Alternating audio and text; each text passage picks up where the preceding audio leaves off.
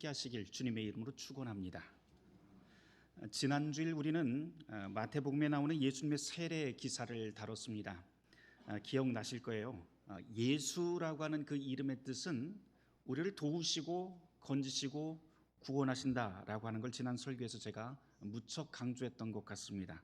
그러면서 예수님께서 군중 한가운데로 걸어 나와서 세례를 받는 그 장면은 광야에 내몰린 사람들 한가운데서 하나님의 도움이 임한다라고 하는 그런 위로의 복음이라고 하는 것을 말씀드렸습니다. 오늘은 그 장면에 이어지는 말씀인데요. 오늘 우리가 함께 나눌 말씀은 교회력 복음서 말씀인 요한복음 1장 29절 이하의 말씀입니다. 여기에는 예수님께서 세례받고 그리고 세례받고 난 다음에 일어난 일들을 우리에게 소개하고 있습니다. 요한복음 1장을 좀 빠르게 읽어보면은 누군가 일기장을 급하게 읽어주는 듯한 그런 느낌마저 납니다. 29절, 35절, 43절을 보면 맨 앞에 나오는 반복되는 단어가 있는데 이튿날, 이튿날, 이튿날 하면서 계속해서 그 다음날 이야기를 들려주기 때문이죠. 이렇게 세례받은 후 3일간에 일어난 일들을 우리에게 들려주는데 오늘 복음서 말씀은 전체 내용은 예수님이 세례받고 그 후에 제자들을 만나는 그 과정들을 우리에게 들려줍니다. 요한복음 1장 29절 말씀부터 함께 우리 차근차근 함께 묵상해 보려고 합니다. 여기는 그 유명한 세례 요한이 황량한 광야를 가로지르는 요단강가에 서 있습니다. 거기서 요한은 몰려드는 사람들에게 세례를 주고 있죠. 그때 저 멀리서 한 사람이 걸어 나옵니다. 이제 곧 세례받게 될 예수이죠. 그는 요한의 사촌이지만 요한은 그를 잘 알지 못한다라고 하면서 그를 무엇이라고 표현을 하냐면 하나님의 어린 양이라고 부르면서 그분이 바로 세상 모든 죄를 지고 가실 것이다 라고 그렇게 표현합니다. 요한의 이 말, 저분이야말로 하나님의 어린 양이다 라고 하는 이 말은 구약 성경에서 아주 특별하게 한 두 곳 정도를 우리가 찾아볼 수가 있을 것 같은데요. 출애굽기 12장과 이사야 53장에서 이 어린 양에 대한 특별한 말씀을 우리가 찾아볼 수 있을 것 같습니다. 출애굽기에서는 애굽에 놓여있던 이 히브리 백성들이 애굽을 탈출하게 되는데요. 맨 마지막 날 무슨 일이 일어나냐면은 죽음의 천사가 온 애굽을 덮치게 됩니다. 그런데 히브리 사람들은 다 살아남아요. 살아남는 이유가 뭐였냐면은 어린 양의 피를 문설주에 바르게 되고 그 문설주에 발라진 어린 양의 피를 보고 죽음의 천사가 이렇게 슉 넘어갔다, 패스 오버했다. 그래서 우리가 보통 이것을 유월했다라고 그렇게 이야기를 합니다. 그래서 우리가 6월달에 6월절이 아니라 유월했다, 넘어갔다, 담장을 넘어섰다라고 하는 뜻으로 우리가 유월절이라고 그렇게 부르곤 합니다. 유대인들은 바로 자기네들의 그 대명절 가운데 가장 큰 명절로 바로 이 어린 양 사건, 다시 말해서 어린 양의 피를 문설주에 바르고 자기네들이 죽음을 면하고 탈출하게 된 그 사건, 이 유월절을 기념합니다. 이사야 53장에서 이 어린 양에 대한 이야기가 나오는데요. 이 이사야 53장에 나와 있는 이 어린 양에 대한 그 말씀을 쭉 읽어보면 우리가 사순절이나 아니면 부활절 그 전에 성주간에 참 즐겨 읽는 말씀인 걸 우리가 알 수 있습니다. 여기에는 어린 양이 속죄 제물이 되어서 백성의 모든 죄를 뒤집어쓰고 결국 도살당한다라고 하는 이사야의 노래가 나옵니다. 이 두 내용을 우리가 좀 종합을 해서 본다면 구약에 익숙한 유대인들이 가지고 있던 이 어린 양이라고 하는 것은요, 곧 하나님의 백성을 보호하는 유월절 사건, 그리고 하나님이 죄로 물든 죄인들, 그리고 이 땅의 모든 죄를 담당하신다라고 하는 속죄 사건을 떠올리게 만듭니다. 요한이 지금 오늘 이 요한복음에서 하나님의 어린 양이라고 표현하는 것도 사실 이런 맥락에서 우리가 이해하면 좋을 것 같습니다. 요한은 지금 예수가 자기 앞으로 걸어 나오는 이 모습을 보고 하나님의 구원이 지금 내 앞으로 걸어 나오고 있구나 라고 하는 감동으로 이해하고 있습니다. 우리도 이런 선명한 구원의 그림이 눈앞에 그려진다면 얼마나 감동적일까요? 오늘 본문을 읽어보면 세례요한은 정말 이 순간에 정말 감격하고 있었던 것 같아요. 심지어 감격하다 못해 신바람이 나 있습니다. 보통 신난 게 아닌데요. 그분을 만난 것도 감동적이지만 그 앞에 구절들을 쭉 읽어보면 내가 신발끈을 매기에도 참 감당 못할 그렇게 큰 분이다라고 하는 그 내용이 나옵니다. 그런데 그분이 지금 이 요한에게 자기보다 훨씬 크고 귀하고 거룩하신 분이 자기에게 세례를 받으러 나오고 있습니다. 게다가 물로 세례를 베풀고 있을 때 하늘에서 성령이 비둘기처럼 내리는 모습을 이 요한이 보았다고 고백을 하게 되죠. 그러니 이 요한의 기쁨은 얼마나 컸을까요? 이것이 바로 요한이 예수님에게 세례 베푼던 날 첫째 날 이야기입니다. 오늘의 복음서 본문은 곧바로 다음 날로 이동을 하는데요. 35절 이하의 말씀을 보면 요한의 감동이 하루가 지났는데도 이 감동이 가시지 않은 것 같아요. 지금 이 요한은 두 사람의 제자와 함께 자기 제자들과 같이 서 있습니다. 그런데 예수님이 저 멀찍이서 쭉 걸어가는 모습이 딱 눈에 들어옵니다. 그러자 36절 말씀으로 넘어가면 참 재밌는 내용이 여기서 나옵니다. 우리 36절 한번 보도록 할 텐데요. 36절이 그 두 구절로 되어 있어요. 앞에는 설명하는 부분이 나오고 뒤에는 세례 요한이 직접 말하는 부분이 나오는데요. 상반절을 제가 한번 읽어볼 테니까 하반절에 나오는 이 요한의 말을 여러분들이 읽을 적에 그냥 여러분들 감정을 섞어서 말하지 말고 여러분이 세례 요한이다 라고 생각을 하고 어떤 뉘앙스로 읽는지 제가 참 궁금합니다. 한번 읽어보시길 바랍니다. 제가 한번 앞부분을 한번 읽어보도록 하죠. 예수께서 건의심을 보고 말하되 하나님의 어린 양이로다. 여러분 어떻게 읽으셨어요? 감정이 하나도 안 섞인 것 같은데. 요한은 지금 어떤 목소리로 보라 하나님의 어린 양이로다 이렇게 이야기를 했을까요?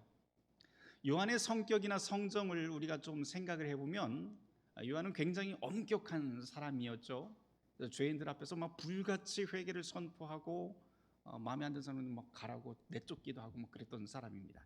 이런 성격을 생각을 해보면 요한의 목소리가 굉장히 거칠고 그리고 엄한 목소리였을 것으로 우리가 통념상 그렇게 생각할 수도 있습니다. 그런데 저는 이 구절에서 갑자기 어린아이가 되어버린 요한의 목소리를 상상하면서 한번 읽어보았습니다. 보라 하나님의 어린 양이로다. 이렇게 한글 성경은 아주 간단하게 쓰여 있지만 딱딱하게 번역되어 있지만 그 첫날 예수님을 만났던 그 감동을 생각하면서 똑같은 이야기를 하는 이 세례 요한을 상상을 해보니까요, 분명히 요한의 목소리는 분명히 급하고 또 아이처럼 들떠 있었을 것 같아요. 예수님이 막 하니까 봐봐 하나님의 어린 양이야 그러면서 말이죠. 이게 바로 지금 요한의 목소리가 아닐까 싶습니다. 요한복음은 이 요한의 목소리를 아주 짧게 소개하고 있지만 아마도 요한은 그 다음에도 계속해서 이 두 제자에게 저분이 어떤 분인지 자기 체면은 다 내려놓고 지금까지 근엄하던 모습은 다 내려놓고 저 사람이 얼마나 대단한 분인지 그 눈이 휘둥그레져서 설명하지 않았을까 싶습니다. 그러면서 저 대단한 분을 이 손으로 세례를 줬어 라고 말이에요.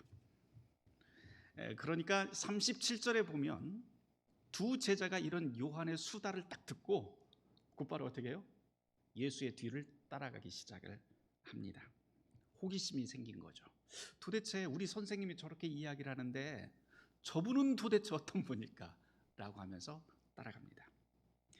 요한 편에서 보면 좀 기분 나쁠 수도 있을 것 같아요. 그렇죠? 자기 제자인데 이렇게 따라가는 걸 보면 기분 나쁠 수도 있겠지만 가만 생각해 보면 요한이 자기 제자들에게 가르친 내용이 바로 저 예수가 누구인지 그리고 내가 하는 일이 바로 저 예수를 준비하는 일이었다라고 하는 것을 이태껏 이야기를 했으니까 가르친 그대로 제자들은 그분의 뒤를 따라가는 것이 어쩌면 굉장히 당연한 일인 것도 같습니다. 가르친 사람으로서 학생이 잘 배운 거잖아요. 그렇죠? 이제 38절로 한번 넘어가 보도록 하죠. 요한의 제자 두 사람이 예수님 뒤를 쫓아갑니다. 그러자 이걸 알아챈 예수님이 이렇게 물어요. 무엇을 구하느냐? 라고 말입니다. 그 뜻은 너희는 무엇을 찾으려고 나를 내 뒤를 따라오느냐 이런 말입니다. 요한복음을 읽으면서 매우 특이한 점은요, 요한복음 1장에서부터 1장 1절부터 쭉 읽어나가다가 예수님의 목소리가 가장 처음에 들리는 목소리가 바로 이겁니다. 무엇을 구하느냐? 무엇을 구하느냐는 이 예수님의 이 말씀은 예나 지금이나 예수를 찾아온 사람 누구에게나 매우 중요한 첫 번째 질문이 됩니다.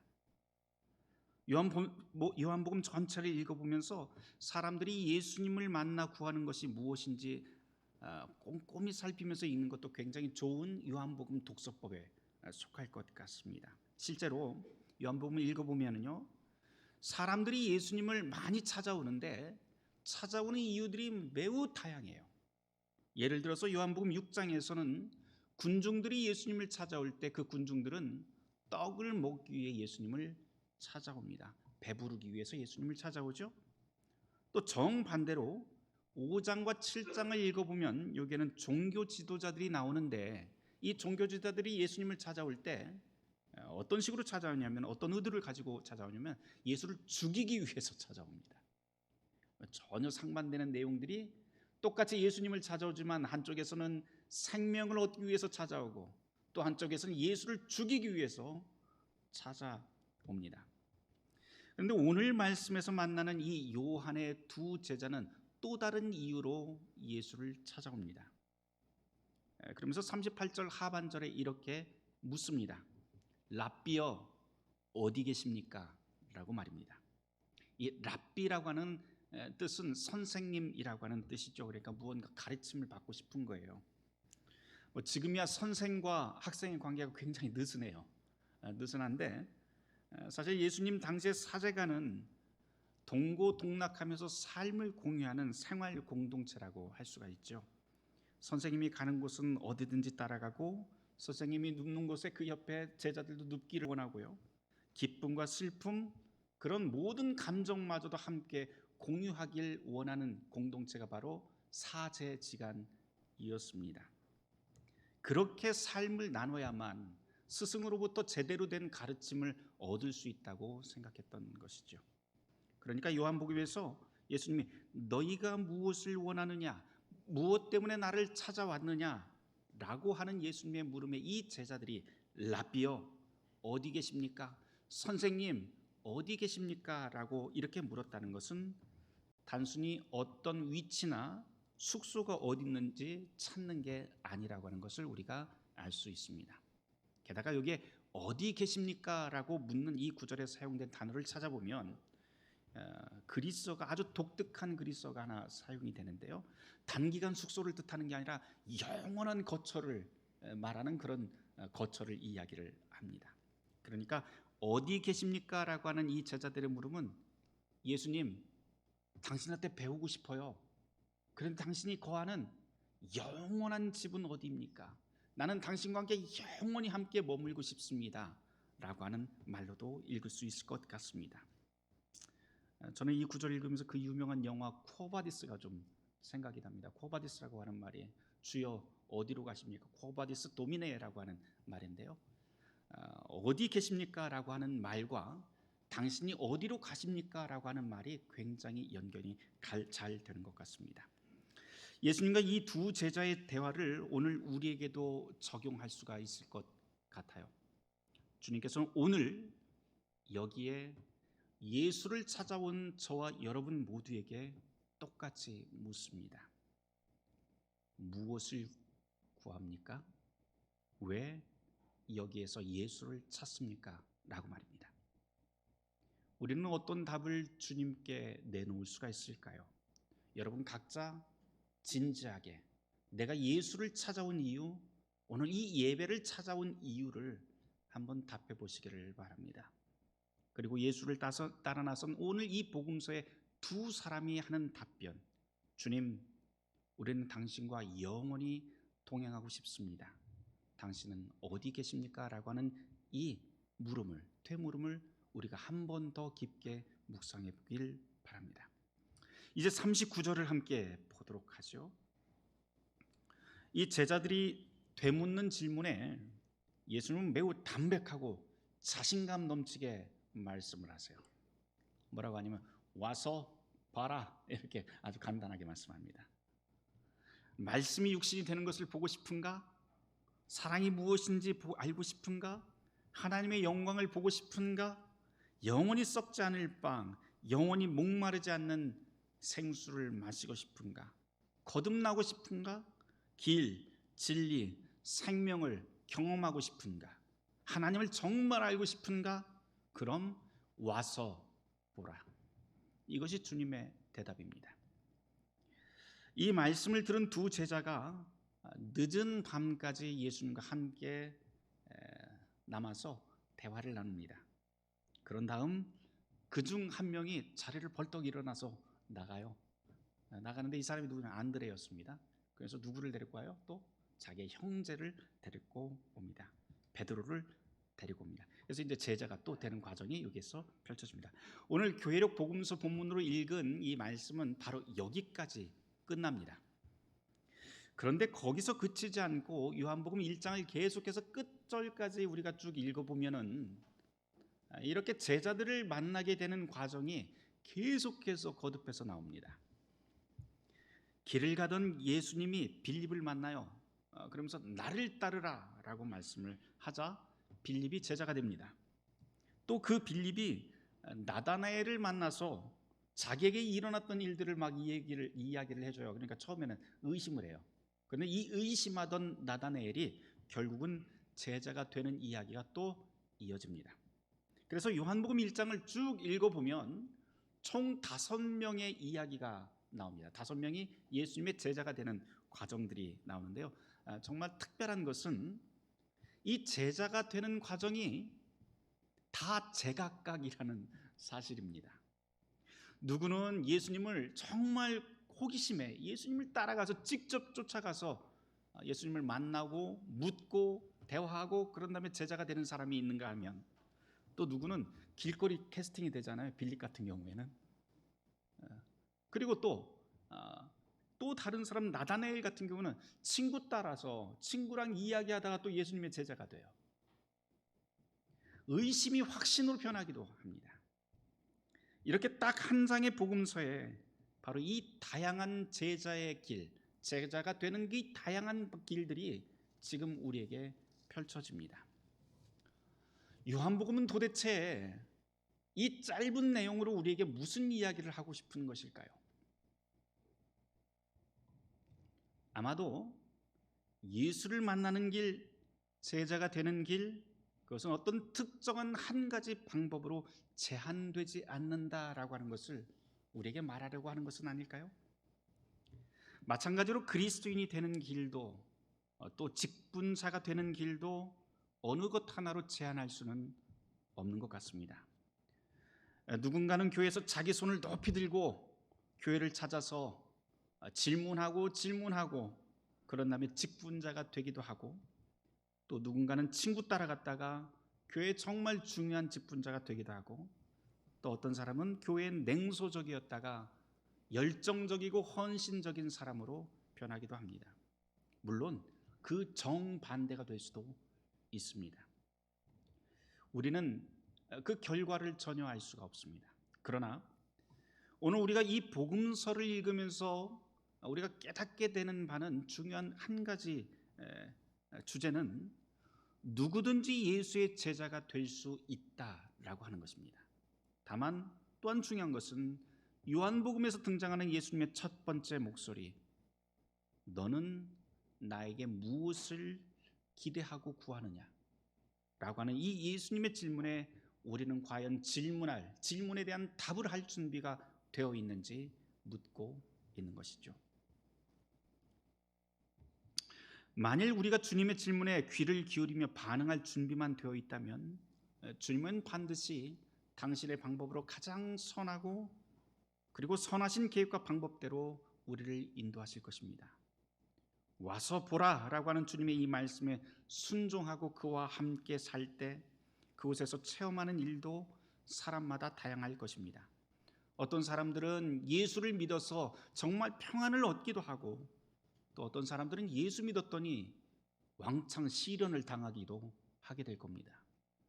또 어떤 사람들은 예수를 믿어서 사랑과 위로의 음성을 듣고 마음이 녹아내리는 경험을 할 수도 있고, 또 어떤 사람들은 예수를 믿었더니 왜 내가 여기에 있어야 하는지 끝없는 고민이 꼬리에 꼬리를 물고 고민하고 좌절하는 경험을 맞닥뜨릴 수도 있습니다. 이렇듯 예수 만나서 예수 안에서 사는 삶은 그 무엇 하나로 규정할 수가 없습니다. 나에게 무엇을 구하느냐라고 하는 주님의 질문에 우리는 각자 다양한 답을 가지고 있고, 그 안에서 살아가는 신앙의 체험과 고백도 다양합니다. 사람마다 다르고 교파마다 다르고 시대와 문화에 따라서도 또 다릅니다. 중요한 것은 우리가 가진 답의 한계, 우리 신앙 생활의 그 한계를 인정하고 주님께 맡기는 것입니다. 오늘 말씀을 읽으면서 첫날 그리고 둘째 날 요한이 했던 말을 한번 생각해 보세요. 예수님을 보고 뭐라고 해요?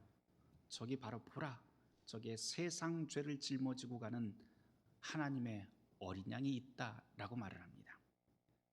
세상 죄를 지고 가는 어린 양, 바로 그 어린 양이 우리의 이 모든 한계와 불완전을 짊어지고 지워버리실 분입니다. 끝으로 한 말씀만 더 드리고 마치려고 합니다.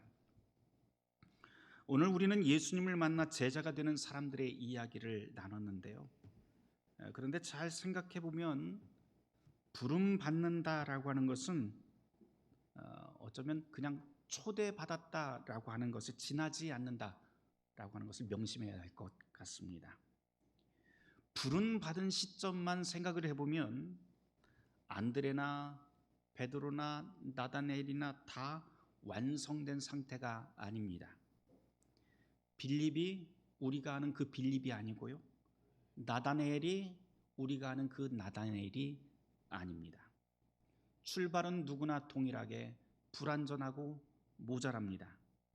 문제는 하나님이 부르시는 그날, 누구는 스데반으로, 누구는 바울로, 누구는 가롯 유다로 판별될 것이라고 하는 점입니다. 그런데 간혹 부름받은 첫사랑만 꺼내놓으면서 다른 사람의 신앙을 비교하고 다른 사람들을 하찮게 보는 분들을 만나곤 합니다.